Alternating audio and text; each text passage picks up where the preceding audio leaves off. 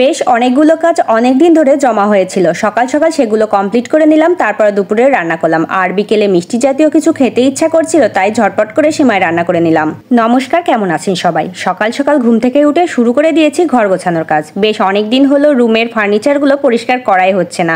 বলতে গেলে কিছুদিন অসুস্থ থাকার কারণে কাজগুলো করা হয়নি। প্রথমে বেডশিটটা তুলে নিলাম, এখন বেডটা পরিষ্কার করে নিচ্ছি। প্রচুর পরিমাণ ধুলা পড়েছে। এরপর আসলাম ড্রেসিং টেবিলটা ক্লিন করতে। ড্রেসিং টেবিলটা বরাবরই একটু বেশি অপরিষ্কার হয়, কারণ আমার মেয়েটার যত কাজ খেলাধুলা সব ড্রেসিং টেবিলের ওপর। এই জন্য ঘন ঘন ক্লিনও করতে হয়। বেশ কিছুদিন ক্লিন করতে পারিনি, তাই অনেক বেশি অপরিষ্কার হয়েছে। বিশেষ করে ড্রেসিং টেবিলের আয়নাটা। প্রতিদিনই আমার মিষ্টি পাখিটা আয়নার ওপর হাতের ছাপ দিয়ে রাখে। এই যে পরিষ্কার পরিচ্ছন্ন করে রাখছি, একটু পরেই দেখা যাবে আবার সব এলোমেলো। এদিকে আবার আজকে ডাইনিং টেবিলটাও পরিষ্কার করব। আমার এই একটা সমস্যা, যেদিন কাজ করব না তো করব না, অথচ একটা কাজে হাত দিলে সবগুলো কাজ কমপ্লিট না করা পর্যন্ত শান্তি লাগে না। একদিনে এতগুলো কাজ করতে অনেক বেশি কষ্ট হয়ে যায়, কিন্তু যখন কাজগুলো শেষ করি তখন অনেক বেশি শান্তি লাগে। আমার মতো এমন সমস্যা কার কার আছে বলেন তো? অবশ্যই কমেন্ট করে জানাবেন। সবকিছু গোছানো আর পরিপাটি থাকলে নিজের মনের কাছেও কিন্তু অনেকটা ভালো লাগে। সবকিছু ক্লিন করা কমপ্লিট হলে এদিকে বেডশিট আর জামা কাপড়গুলো ওয়াশে দিয়ে দিলাম। দেখা যায় যে স্নান কমপ্লিট হতে হতে জামা কাপড়গুলো ওয়াশ হয়ে যাবে।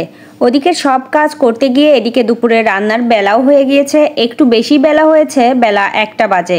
মাছ ভিজিয়ে রেখে এদিকে শাকগুলো বেছে নিচ্ছি। লাল শাক ভাজি আর মাছের ঝোলটাই রান্না করব। শাক আগের দিন রাত্রে বেছে রাখলে সবচেয়ে ভালো হয়। গতকাল এনেছিল, ওইভাবেই ফ্রিজে রেখে দিয়েছিলাম। সময়ও আর হয়ে ওঠেনি, তাই বেছে রাখাও হয়নি। শাক ভাজি করার জন্য পেঁয়াজ, রসুন আর মরিচগুলো ভেজে নিচ্ছি, তারপর শাকগুলো দিলাম। আজকে পেঁয়াজ রসুন দিয়ে রান্না করছি। মাছের মধ্যে তো শুধু কালো জিরা ফোড়ন দিয়ে রান্না করি, খেতে ভালোই লাগে, তবে পেঁয়াজ রসুন দিয়ে রান্না করলে খেতে বেশি ভালো লাগে।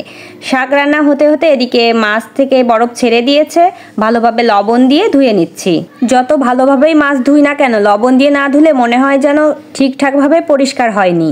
মাছ ধোয়া হয়ে গেলে এর মধ্যে লবণ, হলুদ আর মরিচ গুঁড়া দিয়ে কিছুক্ষণ মেখে রাখবো, তাহলে দেখা যায় মাছের মধ্যে লবণটা ভালোভাবে যাবে। মাঝখানে শাক ভাজিটা নামিয়ে নিয়েছি, আর এদিকে তেলটাও গরম হয়ে গিয়েছে, মাছগুলো ভেজে নিচ্ছি। আমার তো মাছের ঝোল থেকেও এরকম মাছ ভাজি দিয়ে গরম গরম ভাত খেতে অনেক বেশি মজা লাগে।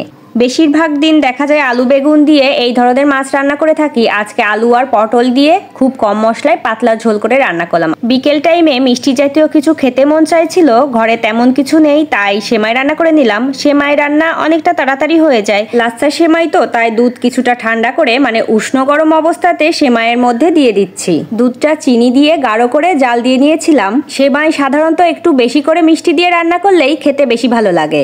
আজকের মতো ভিডিওটি এখানে শেষ করছি। সবাই ভালো থাকবেন, সুস্থ থাকবেন।